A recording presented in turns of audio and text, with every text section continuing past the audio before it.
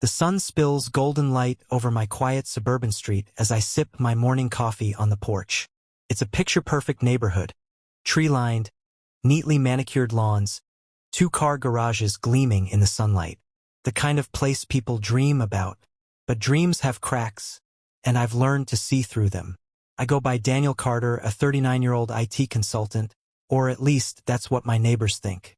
In reality, I'm an undercover FBI agent, specializing in financial crimes. Most of my life has been spent exposing corruption in high places, but when my wife, Naomi, and I moved here a year ago, I was hoping for a break from all that. Just some peace. Maybe even a sense of belonging. It hasn't exactly worked out that way. From the moment we arrived, it was clear we were being watched. Not openly, not aggressively, but in that quiet, polite way that says, "You don't belong here." I catch the subtle side eyes at the grocery store, the slight hesitation before neighbors waved back, the lingering stares when I worked in my front yard. Naomi, ever the optimist, told me I was imagining things. "Give it time," she said. "People just need to get used to us." I wanted to believe her. Then came the HOA letters. At first, they were small annoyances, warnings about unauthorized modifications, because I repainted my mailbox. A fine for improper lawn maintenance, when I missed mowing 1 week due to work. Strange, considering our next-door neighbor's overgrown hedges hadn't warranted a single notice. The HOA President, Richard Ellison, sent every letter personally. A tall, smug man in his 50s, he carried himself like he owned the whole neighborhood. And maybe, in a way, he did. Everyone deferred to him. His decisions were final. When I met him at a community meeting, he shook my hand with just a little too much force.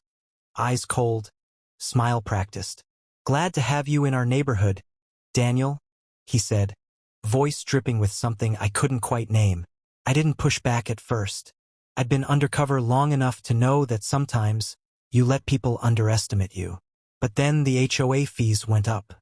Ellison announced the increase at a monthly meeting, citing unexpected maintenance costs. A few neighbors grumbled, but no one dared to challenge him. Naomi and I shrugged it off. Annoying, but nothing unusual, until I noticed something strange. The community repairs he claimed needed funding? They weren't happening. The streets still had cracks. The clubhouse pool was still leaking. Yet the HOA's financial records, publicly available, if you knew where to look, showed tens of thousands in expenses with no clear destination. I felt it then, that familiar tingle at the base of my spine. The feeling I get when something doesn't add up. Ellison was hiding something, and he had no idea that I was going to find out. The first real sign that something was off came when I noticed who wasn't paying the new HOA fees. Naomi and I had just dropped our latest check into the HOA mailbox when I ran into Mrs. Patel, a soft-spoken retired schoolteacher who had lived here for over 20 years. She sighed as she adjusted her sun hat, shifting a heavy grocery bag to her other hand. "They increased the fees again," she muttered. "I can barely keep up." I frowned. "Wait. Didn't they say at the meeting that everyone was paying the increase?" She gave a bitter chuckle.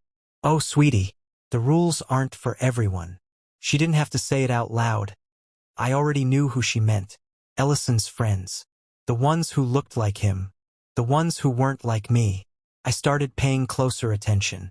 Over the next week, I took quiet walks around the neighborhood, checking records, having casual conversations.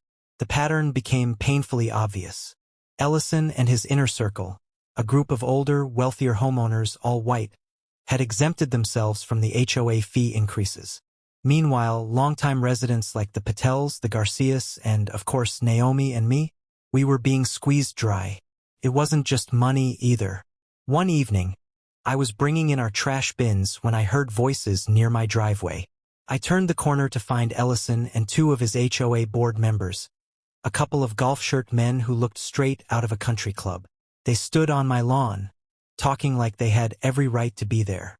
"Just doesn't fit the look of the community," one of them was saying. Ellison nodded. "A certain standard needs to be maintained." I stepped forward. "Can I help you?" Ellison turned, his expression all polite condescension. "Ah, Daniel. We were just discussing your, decorative choices. He gestured to my house. I glanced at it. Clean siding. Perfectly trimmed hedges. A porch swing Naomi had picked out. Nothing out of place. Ellison smiled. Some residents have voiced concerns about the curb appeal of certain homes. We want to ensure that every house reflects the integrity of our community. I knew exactly what he meant. I folded my arms. So, whose homes are being reviewed? Or just mine? He chuckled. Oh, don't be so sensitive, Daniel. We just want to preserve the value of the neighborhood. I'm sure you understand. I did. This wasn't about property values. This was about power, control, and making sure people like me knew our place. But Ellison didn't know me. I held his gaze, letting the silence stretch. I could see the flicker of discomfort in his eyes. He was used to people nodding, agreeing, backing down. I gave him nothing. Finally, he cleared his throat. Well, enjoy your evening. I watched them walk away, my mind already working. I dealt with entitled crooks before. But this time, I wasn't just investigating them. I was living under their rules. For now. I wasn't going to sit back and let Ellison play his little game. If he thought he could embezzle money and use the HOA as his personal kingdom, he was in for a rude awakening. The first thing I did was start digging into the HOA's finances, officially as a concerned homeowner.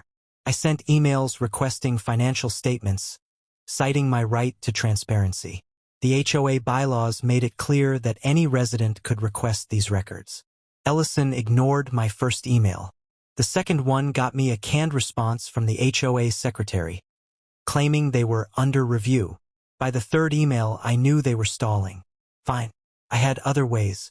I spent a few nights in my home office, cross-referencing publicly available county records with the HOA's reported expenses. The deeper I looked, the worse it got. Phantom maintenance costs, inflated landscaping fees, and checks made out to companies that didn't seem to exist. Ellison wasn't just playing favorites. He was stealing from all of us. I wasn't alone in my suspicions. At the next HOA meeting, I sat in the back, quiet, watching. The tension in the room was palpable. Mr. Garcia, an older man who had lived here for years, stood up. Richard, we've all been paying these increased fees, but nothing's changed. Where's the money going? Ellison smiled, his politician act in full force. I assure you, Mr. Garcia, every cent is being used for necessary improvements. These things take time. Mrs. Patel folded her arms. That's funny, because I called the company you said was repaving the sidewalks. They've never even heard of us. A murmur spread through the room. Ellison's smile tightened.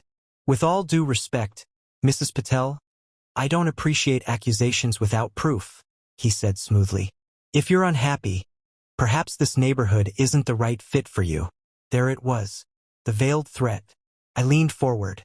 So, you wouldn't mind showing us the HOA's financial records? Then, Ellison turned his gaze on me, his smile fading. The records are private, he said. Cocked my head. Actually, they're not. The HOA bylaws state that all residents have the right to review financial reports. The murmuring grew louder. A few people nodded, emboldened by my words. Ellison's face hardened. These matters are complicated. Homeowners don't always understand the financial complexities involved. That's why you elected us to manage things. He scanned the room, eyes landing on a few of his supporters, the same ones who never seemed to pay extra fees, the ones who got special privileges. They nodded, backing him up. I could see the calculation in his eyes. He wasn't worried about proof. He was counting on fear.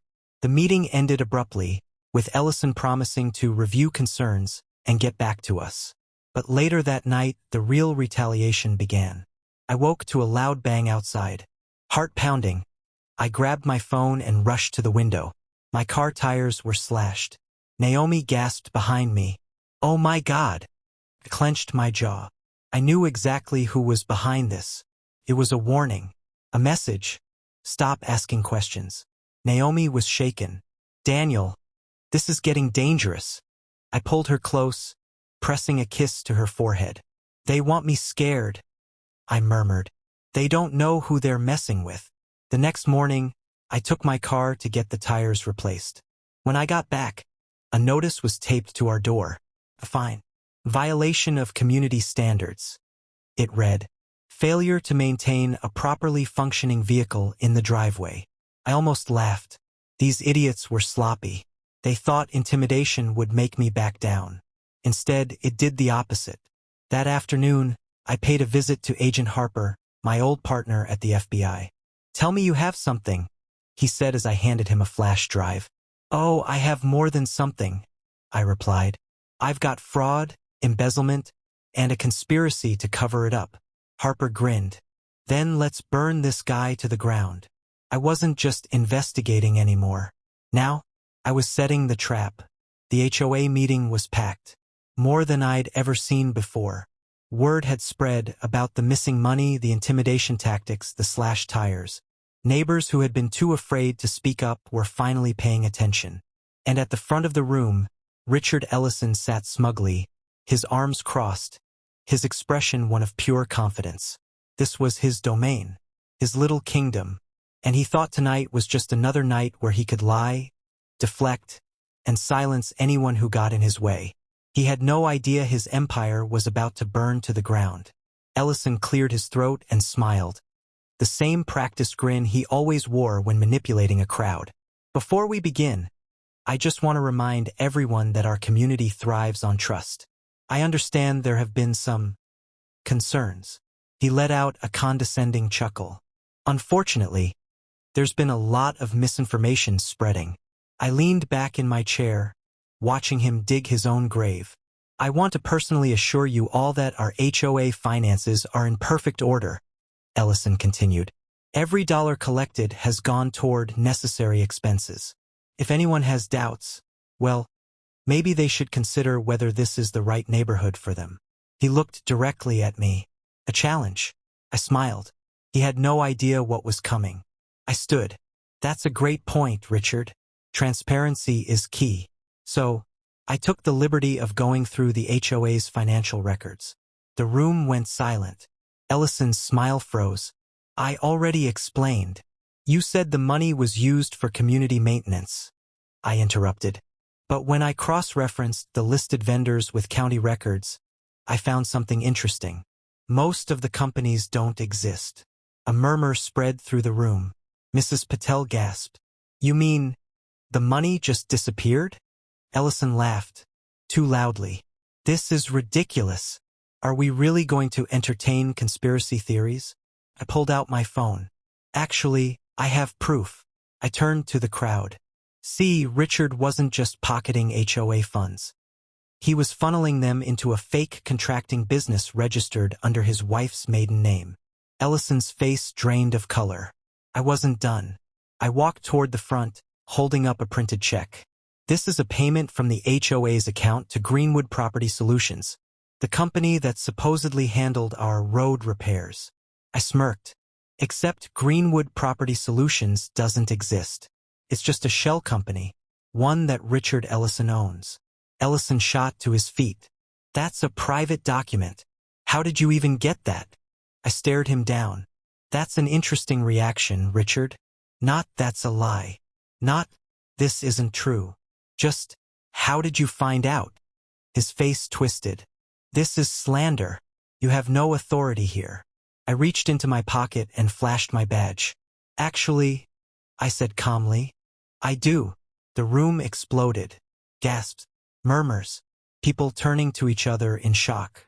Ellison staggered back, his entire persona cracking in real time. What? I took a step forward, my voice steady. I'm Special Agent Daniel Carter with the FBI's Financial Crimes Division. I've been investigating you for embezzlement, fraud, and conspiracy. Ellison panicked. This is a joke. You forged those documents. I smiled. You mean these documents? I turned to the projector screen, where I'd arranged to display every fraudulent transaction he'd made. Each check, wire transfer, and false invoice appeared in crystal clear detail. Ellison's supporters shrank away from him. Mrs. Patel's husband stood. You stole from all of us?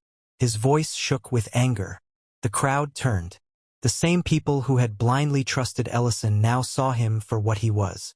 Ellison looked around wildly. "You don't understand. I was doing what was best for the neighborhood. If we let just anyone—" He caught himself, but it was too late.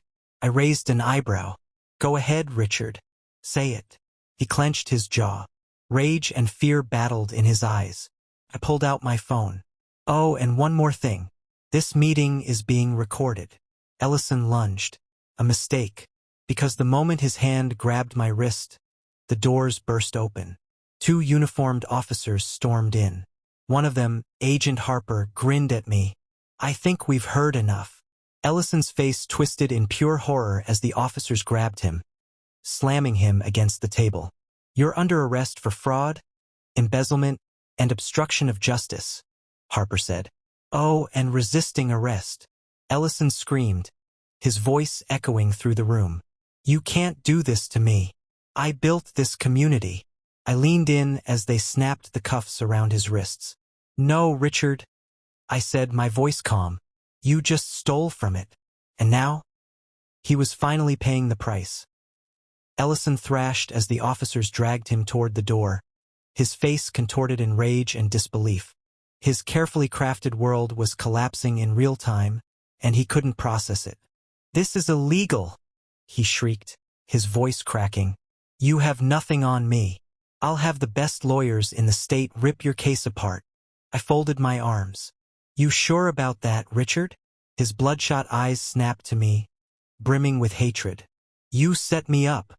I let out a short laugh. "You set yourself up." I turned back to the projector screen. "But just in case you still think you can weasel out of this, let's go over the evidence, shall we?" With a tap on my laptop, I pulled up the next file. A series of video clips. The first one played. Security footage from the HOA office. Ellison's face dropped. The timestamp was from 2 months ago. In the footage, he could be seen signing off on a payment, one that was supposed to go to a landscaping company. Only, instead of mailing it, he slipped it into his briefcase. The room erupted in murmurs. Ellison shook his head wildly. "This is fake. Deepfakes. You think a grainy video proves anything?" I smirked. "Oh, I figured you'd say that. That's why I have more." I clicked again. This time, the footage was clearer, high resolution. A hidden camera, set up by none other than his own former treasurer, Mr. Bennett. Ellison, in his office, laughing on the phone. "It's all a joke," he said on the recording, leaning back in his chair. "These idiots keep paying and I just funnel the cash wherever I want. They'll never figure it out. And even if they do, what are they gonna do? Call the cops? Please. I own this neighborhood." The room exploded. People shot to their feet, yelling, swearing, shouting in rage. Mrs. Patel's husband was red-faced. "You stole from our families and you laughed about it?" Ellison lunged at my laptop. "Turn that off." Agent Harper intercepted him, shoving him back into the officer's grasp. "I'd stay put if I were you." Ellison was losing it. He whipped his head around, scanning the crowd, searching for support. His loyalists, the ones who always backed him up, were suddenly silent. The ones who had gotten special favors? They were slowly backing away, distancing themselves from him. One of his closest supporters, Greg, shook his head. I didn't know, man. I thought." He stepped away. Ellison turned wild-eyed to his last hope, his wife. "Lisa," he pleaded, "back me up here. Tell them this is all a misunderstanding." His wife stood frozen, her arms crossed. She wasn't moving to help him. Ellison's face fell. "Lisa." She didn't look at him. Instead, she whispered, "I got a call from the bank today, Richard." Ellison stiffened. Her voice trembled. "Our accounts are frozen. The feds already seized the funds." A visible shudder ran through Ellison's body. He knew what that meant. Lisa finally turned to face him, tears burning in her eyes. "You weren't just stealing from them. You were stealing from me. From us." Ellison's mouth opened and closed, but no words came out. "You told me we were doing fine," Lisa whispered, "that we could afford the new car, the vacations. But now, we have nothing." Ellison's body sagged. His own wife had abandoned him. The officers moved to take him out, but I had one more thing left to say. You thought you were untouchable, Richard. My voice carried over the hushed crowd. You thought your connections, your intimidation, your little kingdom would protect you. I took a step closer. But you made one mistake. Ellison barely looked up. You thought I was just some nosy homeowner. I leaned in, my voice low. Dangerous. You never realized you were being hunted by the FBI. The last of his arrogance shattered. Ellison's head dropped, his hands now trembling in the cuffs. Get him out of here, Harper ordered. As the officers dragged Ellison away, the room stood in stunned silence. Then applause. It started slow, a few hesitant claps. Then more, and more, until the entire room was cheering. I turned to Naomi, who had tears in her eyes. She grabbed my hand, squeezing it tightly. Mrs. Patel walked up to me, voice trembling. Thank you. And for the first time in weeks, I felt peace. Ellison had ruled this community with fear, but now, he was nothing more than a common criminal. The next morning, the entire neighborhood woke up to the same shocking headline. HOA President arrested in federal embezzlement sting. FBI confirms millions stolen from homeowners. It was everywhere, the news, social media, even the local radio station. Reporters swarmed outside Ellison's gated mansion as federal agents carted out boxes of evidence. Cameras flashed, catching the moment Lisa, his wife, walked out with nothing but a suitcase. She never looked back. Ellison wasn't just arrested. He was ruined. The bank had seized his assets. His accounts, frozen. His name, dragged through the mud. His powerful friends, silent. And the best part? The FBI's forensic accountants tracked every missing dollar. Within weeks, the stolen HOA funds were returned with penalties. Every homeowner who had been overcharged, fined unfairly, or scammed got their money back. Justice. Real, undeniable justice. At the next HOA meeting, our first without Ellison, the tension was palpable. The community was still reeling from the betrayal. Naomi stood at the podium, clearing her throat. We need a new president. Silence. Then murmurs. Finally, Mr. Patel raised his hand. I nominate Agent Carter. I blinked. Wait, what? Mrs. Holloway stood. Seconded. Then Greg. Then Naomi. Then half the room. The votes were cast. Unanimous. I sighed, shaking my head with a smirk. You do realize I'm still with the FBI, right? Naomi grinned. That just makes you the first honest HOA president we've ever had. Laughter rippled through the room. I looked around. These people had been scared, powerless under Ellison. But now they had a voice. I nodded. All right, let's fix this mess. The room erupted in applause. The months that followed were a rebirth. The HOA rules? Rewritten. The absurd fines? Abolished. Naomi and I hired an independent auditor, ensuring transparency. And for the first time in years, the community wasn't run by fear. It was ours again.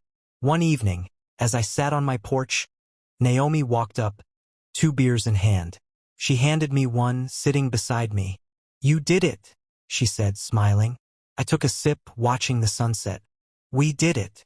A few houses down, kids played outside without fear of some ridiculous HOA rule shutting them down. An elderly couple walked their dog, free from the nonsense fines Ellison used to impose. Peace. Naomi nudged me. Think Ellison's enjoying his time in jail? I smirked. Last I heard, his cellmate is a guy he once evicted. She burst out laughing.